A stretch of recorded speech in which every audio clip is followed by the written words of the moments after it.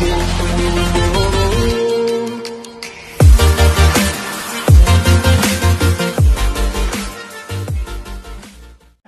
lagi bersama kami di Beyond Education Podcast. Podcastnya yang selalu memotivasi, yang mengajarkan tentang parenting, dan juga satu lagi adalah yang paling penting nih, yang terkait masalah coaching. Oke, bersama Pak Doni. Halo semuanya. Gimana Pak Doni? Alhamdulillah sehat. Mas Agung? Alhamdulillah sehat sih. Sehat. Tadi Bapak lihat demo, Pak? Lihat demo? Demo, iya demo di TV ya. Iya. Tapi ya gimana ya, nonton demo itu bukan jadi kesenangan juga sih ya buat saya. Melihat orang-orang susah gitu. Iya. Kok bisa kayak gitu Pak? Kok bisa jadi apakah demo itu salah satu opsi terakhir gitu kan dari setiap orang untuk mengekspresikan keluhannya gitu atau bagaimana ya? Ya biasanya sih ya begitu. Kalau kita nggak didengar gitu ya, kita tidak diajak untuk berdiskusi secara baik-baik. Langkah terakhir ya biasanya kita melakukan tindakan-tindakan yang yang di luar kenormalan lah. Kalau menurut saya sih demo itu udah di luar kenormalan. Masa sih manusia itu tidak dapat menyelesaikan masalah itu dengan baik, misalnya dengan bertatap muka langsung, dengan berdiskusi, bermusyawarah. Betul. Ya, tapi kalau sudah sampai demo, berarti memang sudah di luar kewajaran. Tapi anak-anak memang, saya salah tuh tadi ada anak STM tuh. Oh, anak STM ikut-ikutan. Oh, itu anak STM nomor 1 Pak. Kalau misalnya demo-demo, wah mereka. Terus lagi pandemik ini mereka cuma di rumah doang, bosen kali ya. Di pelampiasan kali polisi tuh ya. Polisi di pelampiasan anak STM kali ya. Nah, jadi terkait masalah anak-anak nih Pak, kan anak-anak itu bisa dikatakan sih yang ikut demo itu kadang-kadang ya dia memiliki jiwa yang memang benar-benar sudah dia sudah bisa memutuskan suatu tindakan atau ikut-ikutan doang sih Pak ya. Rata-rata sih banyak kayak gitu. Nah, kekhawatiran itu memang terjadi di pihak sekolahnya gitu kan. Dari pihak sekolahnya secara tidak langsung kan akan terlibat juga dengan hal itu, anak-anak STM pada demo dan lain-lain. Nah, sebenarnya ketika pihak sekolah itu menanamkan sikap-sikap baik kepada anak gitu Pak ya. Otomatis kan kalau anak STM kan kita terlihat dengan sangat dia tuh sangat bisa diajarkan untuk melakukan hal sesuatunya itu dengan sendiri gitu. Jadi mereka tuh emang dididik keras gitu kan untuk menjadi siswa yang mandiri. Siswa mandiri, dan kondisinya anak-anak STM ini memang kemandiriannya kadang sudah terlihat gitu. Kadang juga anak-anak STM ini memang kemandirian beda lah dengan anak SMA gitu ya, yang masih nggak bisa apa-apa. Tapi anak STM kadang dia udah lagi STM pun dia sudah bekerja gitu, kadang oprek-oprek apapun bisa sendiri gitu kan. Nah kalau misalnya yang dimaksud dengan sifat mandiri ini Pak, yang terpenting di mandirinya nih Pak, bagaimana sih Pak cara menanamkan sifat mandiri itu kepada anak-anak biar anak-anak itu tidak tergantung atau misalnya dia itu bisa melakukan semuanya hal-hal sendiri gitu. Dengan baik tapi apa ya, tidak seperti anak STM yang sekarang yang diceritakan gitu kan, dia mah kemandiriannya dipakai untuk perang gitu, anarkis dan lain gitu kan. Dia benar mandiri, bisa melakukan hal sendiri gitu kan, dan dia melakukan tapi ke arah negatif gitu. Nah, bagaimana kita memupuk anak-anak itu, generasi-generasi sebelum menjadi anak STM atau generasi anak-anak, agar kemandiriannya itu ke arah positif gitu. Ya benar. Jadi memang penanaman sikap mandiri itu harus dimulai dari usia sedini mungkin, ya dari usia anak-anak. Karena kalau sampai kita terlambat untuk menanamkan sikap mandiri ini, akan sulit. Apalagi kalau anak sudah menjelang dewasanya. Ya. Karena menanamkan sikap mandiri itu seperti kita mengulangi kebiasaan-kebiasaan ya yang positif. Ya. Misalnya anak dari kecil nih harus belajar misalnya ketika dia mendapatkan PR atau dia mendapatkan tugas dari sekolah, itu harus dikerjakan secara mandiri. Ya, mandiri itu berarti sendiri gitu kan ya. Nah, itu harus dibiasakan oleh orang tuanya. Ya. Nah, kamu kalau ada PR atau tugas dari sekolah, ya, kamu malamnya itu harus mulai kamu kerjakan. Ya. Nah, itu harus orang tua kontrol, pastikan bahwa anak melakukannya. Jadi sikap mandiri itu tidak bisa datang tiba-tiba tanpa adanya sebab. Ya. Di sini peran orang tua itu harus memastikan bahwa perilaku mandiri itu dilakukan oleh anak. Iya. Ya. Kalau tidak dilakukan oleh anak, orang tua di sini wajib menjadi salah satu pendorongnya, ya, untuk dilakukan. Ya. Di sinilah peran orang tua yang sangat signifikan agar penanaman sikap mandiri ini dilakukan dari sejak anak-anak. Oh gitu. Berarti anak-anak STM juga menanamkan sikap mandiri untuk demo.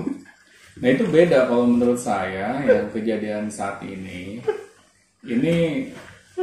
ya bisa dibilang berbau-bau politik ya. Iya.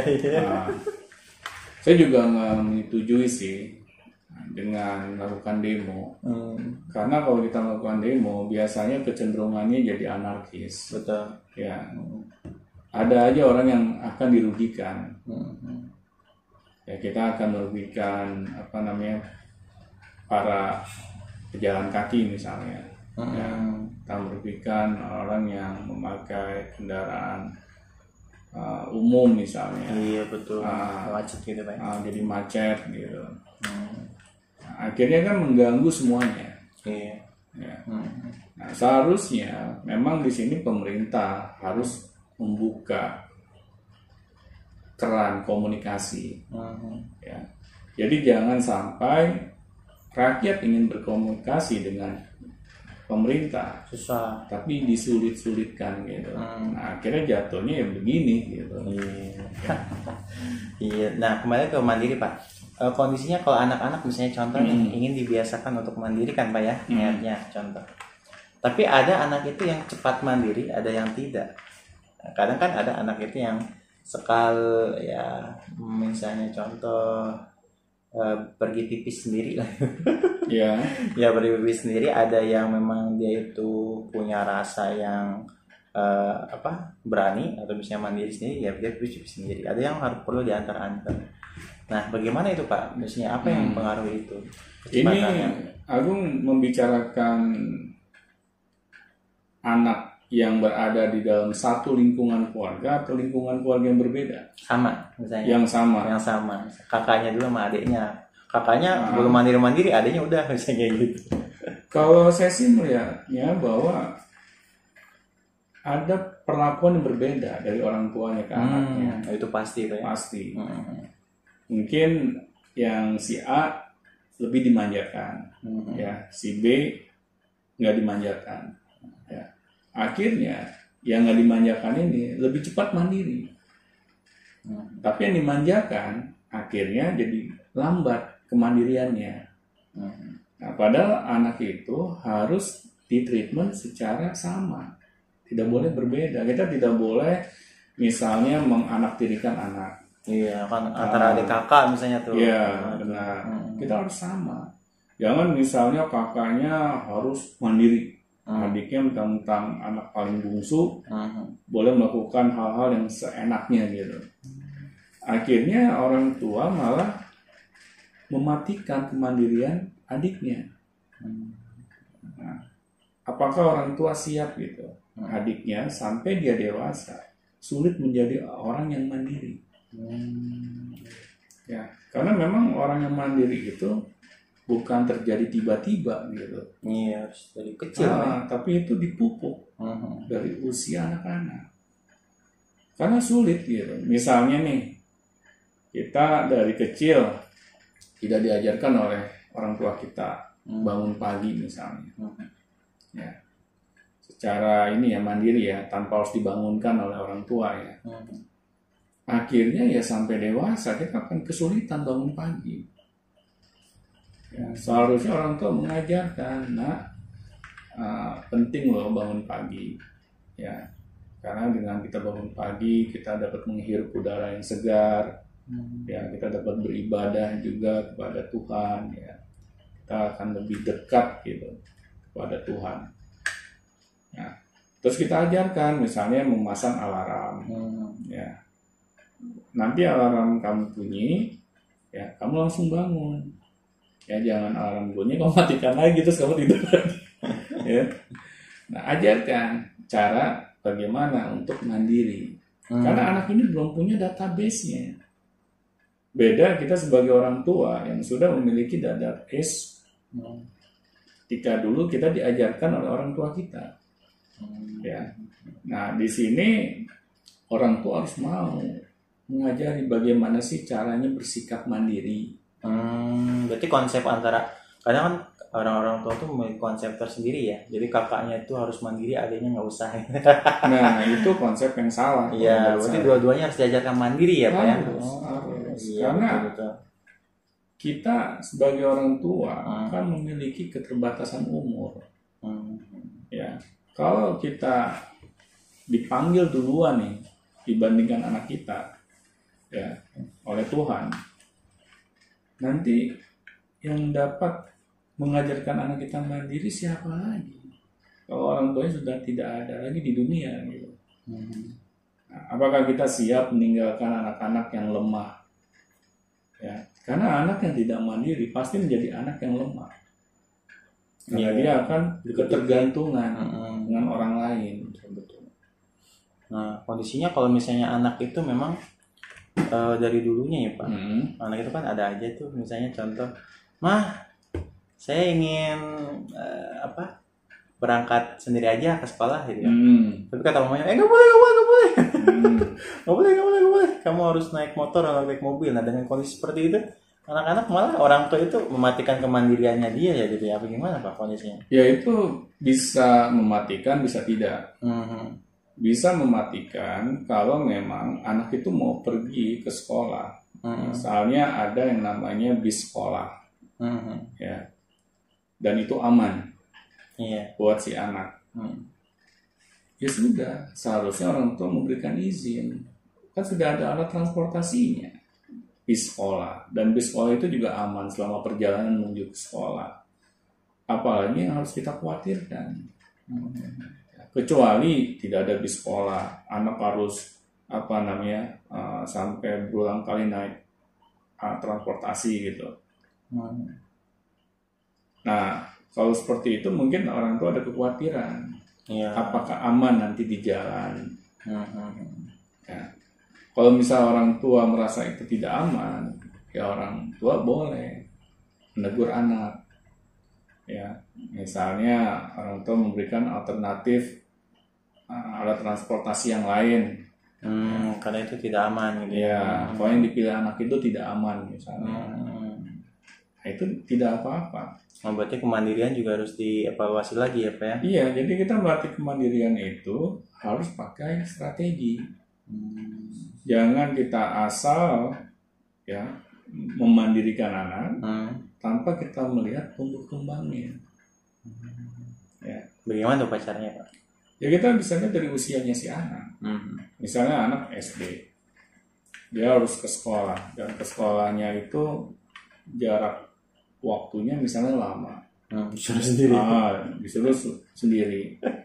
Dia harus berganti-ganti misalnya alat transportasi. Iya. Kan kasihan si anaknya juga.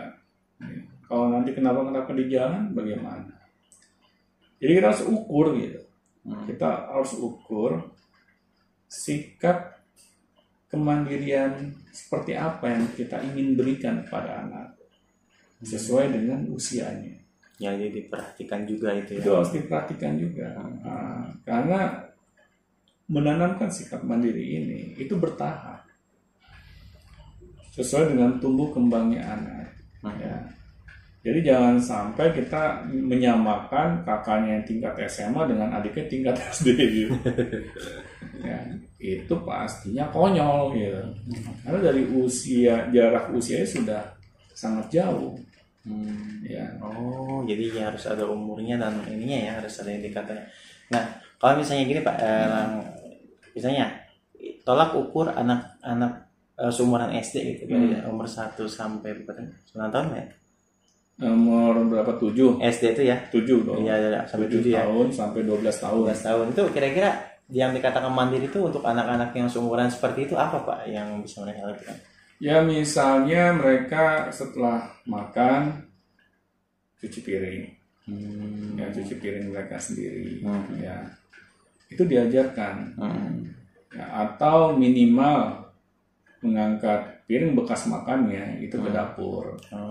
Ya. Jadi hal-hal yang mudah mereka lakukan dulu.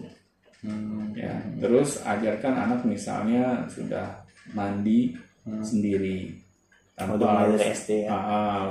SMP baru. Jangan kalau SMA gitu ya.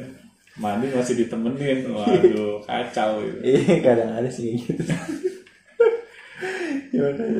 Ya, jadi hal-hal yang simple dulu. Daily gitu ya, sobat. Ya, daily activity dulu gitu.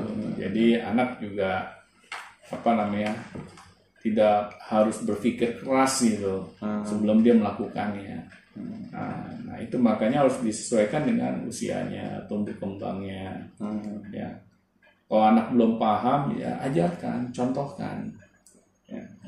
Karena anak ini butuh sekali wawasan gitu. Iya, masih butuh banyak wawasan gitu ya. Kalau bukan kita sebagai orang tuanya, siapa lagi? Masa kita bergantung gitu, anak bisa mandi sendiri kalau sekolah sudah mengajarkan misalnya. Ya. Nah, itu berarti kita sama aja sebagai orang tua tidak mau berperan dalam tumbuh kembangnya anak kita. Oh, iya benar-benar. Berarti ada kasus seperti ini Pak. Jadi dia tuh umurnya sih sudah kepala 2 misalnya. Tapi kemandiriannya tuh nggak ada. Contohnya? Contoh, misalnya udah kepala 2, dia masih harus ketika misalnya ingin bepergian atau apa gitu, dia harus masih diantar-antar gitu. Oh, oke. Terus dia tidak bisa misalnya harus bukan pulang ke rumah, lebih tepatnya sih nggak mau gitu misalnya kalau di rumah lama-lama, kalau di luar rumah lama-lama tuh nggak mau gitu, karena kan repot, nggak nyaman gitu, nyamannya dengan kondisi rumah yang sudah disediakan dan lain-lain. Itu kan ada aja tuh Pak yang kasus yang kayak gitu. Bagaimana Pak, itu akibat apa sih Pak bisa kayak gitu? Ya pastinya cara didik orang tuanya kepada anaknya yang membuat anak seperti itu. Anak tidak diberikan kepercayaan. Ya, padahal usia anak tersebut itu seharusnya sudah bisa diberikan kepercayaan. Ya, apalagi udah kepala 2 ya. Nah, seharusnya orang tua lebih memberikan kepercayaan kepada anak. Biarkan anak itu mengalami suka dukanya di dalam perjalanan seperti apa.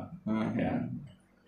Malah kalau saya pribadi dari SMP, saya sudah naik kendaraan umum, ya itu diberikan kepercayaan oleh orang tua saya. Saya ngerasain dulu SMP dipalak, ya, terus ngerasain waktu SMP kehujanan di tengah jalan, ya, itu saya rasakan dan saya mendapatkan banyak ini ya pembelajaran di situ.